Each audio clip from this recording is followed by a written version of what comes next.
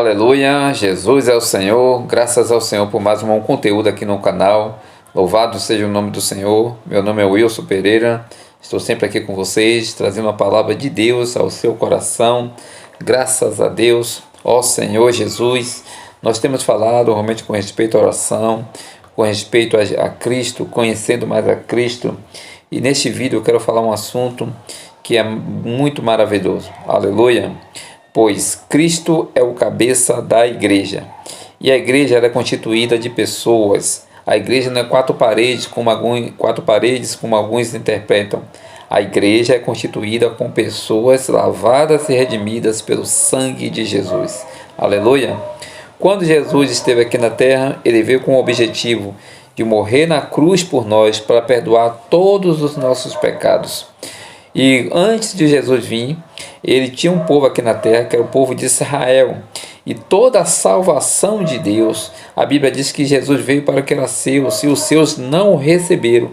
Todo o conteúdo, a salvação, a legislação, os profetas, era para Israel.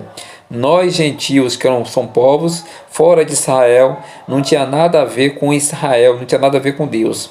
A Bíblia fala que nós estávamos mortos em delitos e pecados, fora da comunidade de Israel, sem esperança e sem Deus no mundo. Fala no livro de Efésios. Louvado seja o Senhor. Mas Jesus veio com um objetivo, morrer na cruz por nós.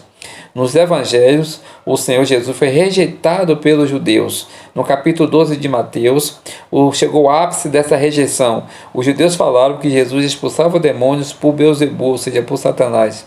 Então isso foi uma blasfêmia tão grande que eles falaram contra o Senhor Jesus. E eles rejeitaram o Senhor Jesus. Como eu falei, você tem um versículo que ele veio para seus, o livro de João, capítulo 1, e os seus não o receberam, mas a todos quanto receberam, deram-os o poder de serem feitos filhos de Deus. Nós que cremos no Senhor Jesus, fomos feitos filhos de Deus. Então, quando Jesus morreu, ele foi sepultado, depois ressuscitou no terceiro dia. Aleluia! Então, no livro de Atos, capítulo 2, os 120 pessoas que estavam seguindo o Senhor, que era quase 120, estavam todos reunidos no mesmo lugar, esperando do Pai a promessa que o Pai tinha dado, que eles receberiam o Espírito Santo. E ali, todos eles receberam o Espírito Santo e começaram a falar em línguas, e era quase 120 pessoas. Daí, Pedro se levantou, as pessoas que estavam ali por perto, que era uma festa de Pentecostes, achavam que aqueles apóstolos estavam bêbados. Pedro se levantou e falou para eles que eles não estavam embriagados, mas ali foi a promessa, o cumprimento da promessa do Pai. Pedro pregou o Evangelho e quase 3.000 pessoas creram e foram batizados naquele mesmo dia. Aleluia! Ó Senhor Jesus! Então ali a igreja começou com os judeus. Aqueles povos eram pessoas que vieram de várias partes do mundo, mas eram judeus que vieram para a festa em Jerusalém, para adorar a Deus, que era a festa de Pentecostes. Mais tarde, no capítulo 10, tinha um homem chamado Cornélio, que era um romano. Ele era uma pessoa de autoridade e ele temia a Deus e toda a sua família. Então ele teve um sonho e nesse sonho um anjo apareceu para ele e mandou que ele fosse à casa de Simão e chamasse Pedro. E Pedro falaria para ele e toda a sua família o que deveria fazer.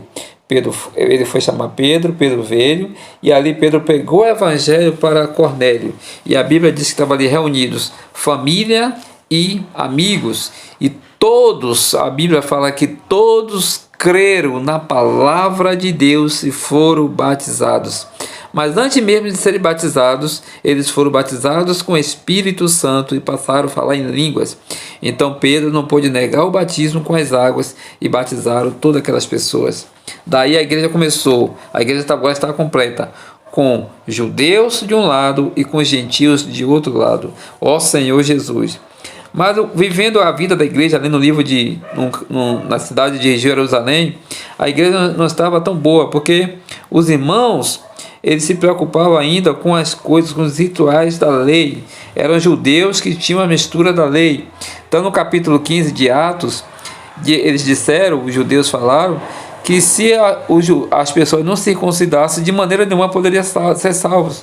Então ele estava colocando o ato da circuncisão maior do que a fé em Cristo Jesus. E nós somos salvos por meio da fé em Jesus. Então no capítulo 11 de Atos, depois que acontece o episódio da casa de Cornélio, então no capítulo 11, no versículo 19, diz o seguinte: então os que foram dispersos, porque houve uma perseguição, por causa da tribulação que sobreveio a Estevão foi morto, e houve uma grande perseguição da igreja dos judeus contra a igreja. Então os que foram dispersos se espalharam até a Fenícia, Chipre e Antioquia, não anunciando a ninguém a palavra, senão somente aos judeus. Eles estavam ainda muito preocupados em pregar o evangelho para os judeus. Mas Jesus já tinha falado no capítulo 1 de Atos, que eles ficassem em Jerusalém até que do alto fossem revestidos, e eles seriam testemunha do Senhor em Jerusalém, em toda a Judeia, Samaria e até os confins da terra, ou seja, por todas as pessoas, tanto judeus como gentios. Mas os irmãos só estavam se preocupando em pregar o evangelho para os judeus. Mas graças ao Senhor, aleluia, no versículo 20 diz o seguinte: alguns deles, porém, que eram de Chipre e de Cirene, e que foram até Antioquia, falavam também aos gregos, anunciando-lhes o evangelho do Senhor Jesus. Ó Senhor Jesus, havia alguns irmãos aqui que foram até Antioquia e não falavam somente aos judeus, mas também aos gregos, às pessoas que eram fora de Israel. Versículo 21, a mão do Senhor estava com eles, com aqueles irmãos que pregavam o evangelho para os gregos, e muitos, crendo, se converteram ao Senhor. Ó Senhor Jesus, meu amado irmão, minha amada irmã, nós precisamos anunciar a palavra de Deus.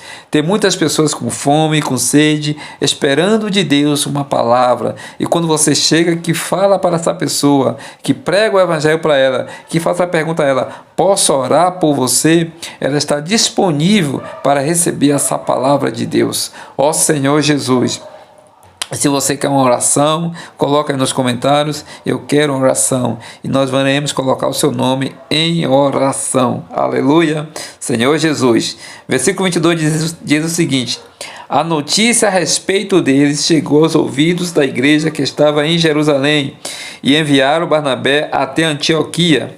Tendo ele chegado e vendo a graça de Deus, alegrou-se e exortava a todos as que com firmeza de coração permanecessem no Senhor. Então a notícia dos irmãos de Antioquia chegou à igreja que estava em Jerusalém. E os irmãos mandaram o Barnabé para lá: vai ver esse negócio, o que está acontecendo lá? O que está acontecendo na cidade de Antioquia? E os irmãos foram lá, Barnabé foram lá e viu a graça de Deus abundante naquela cidade. Ó Senhor Jesus. Então Barnabé exortou a todos que permanecessem firme na fé em Cristo Jesus. Tendo encontrado, aí o versículo 24 diz assim: porque era homem bom, cheio do Espírito Santo e de fé, e muita gente se uniu ao Senhor. Aleluia! E partiu Barnabé para Tarso à procura de Saulo, e tendo-o encontrado, levou para Antioquia, e por todo um ano se reuniram naquela igreja e ensinaram numerosa multidão. E em Antioquia foram os discípulos pela primeira vez chamados cristãos. Aleluia! Louvado seja o Senhor! Então, pela primeira vez, os irmãos ali em Antioquia foram chamados de cristãos. Eles deram testemunho. A graça de Deus estava sobre eles. Eles não estavam seguindo a linha de Jerusalém, mas ali em Antioquia, a graça do Senhor Jesus estava sobre eles. O Espírito Santo estava abundante. A revelação de Deus. Aqui estava a mente normal. A igreja de Deus, tanto mesclada como gentios e judeus. E esse testemunho foi tão bom, essa graça foi tão maravilhosa, que no capítulo 13, o versículo 1, diz o seguinte: havia na igreja de Antioquia, profetas e mestres: Barnabé, Simeão, por sobrenome Níger, que provavelmente era um africano, Lúcio de Cirene, Manaém, Colasso de Herodes, que era pessoa da família de Herodes, o tetrarca, e Saulo. Então aqui havia judeus e havia também gentios. E servindo eles ao Senhor e jejuando, disse o Espírito Santo: separai-me agora a Barnabé e Saulo para a obra que os tenho chamado. Então, jejuando e orando, impondo sobre eles as mãos, os despediram. Aqui em Antioquia estava acontecendo um viver normal da igreja, onde o Espírito tinha autoridade, onde o Espírito tinha toda autoridade e poder, onde o Espírito falava e ministrava e escolhia quem queria. O Espírito tinha liderança aqui. Aqui nós vemos que o Espírito Santo, ele mandou separar Paulo e Barnabé para a obra que eles tinham chamado. E os irmãos eram sensíveis, os irmãos ouviam o Espírito, os irmãos estavam cheios da graça de Deus. As mãos do Senhor estavam sobre ele, havia ali milagre, havia revelação, havia poder naquela igreja. Nós precisamos de uma igreja assim, uma igreja gloriosa, uma igreja cheia de poder, cheia de luz, cheia da vida do Senhor, que o Espírito esteja fluindo nessa igreja. Louvado seja o Senhor. Então, realmente aqui em Antioquia havia uma verdadeira vida da igreja. Na igreja não pode haver partidarismo, na igreja não pode haver preconceito de cor, de raça, de posição social. Todos na igreja somos um, todos na igreja são um, todos na igreja têm a vida de Deus, todos na igreja são abençoados em Cristo Jesus. É o Espírito que manda, é o Espírito que lidera. Então aqui em Antioquia havia a verdadeira vida da igreja. Ó Senhor Jesus, louvado seja o nome do Senhor. Que Deus abençoe a cada um de nós, que nós possamos viver a pura palavra de Deus.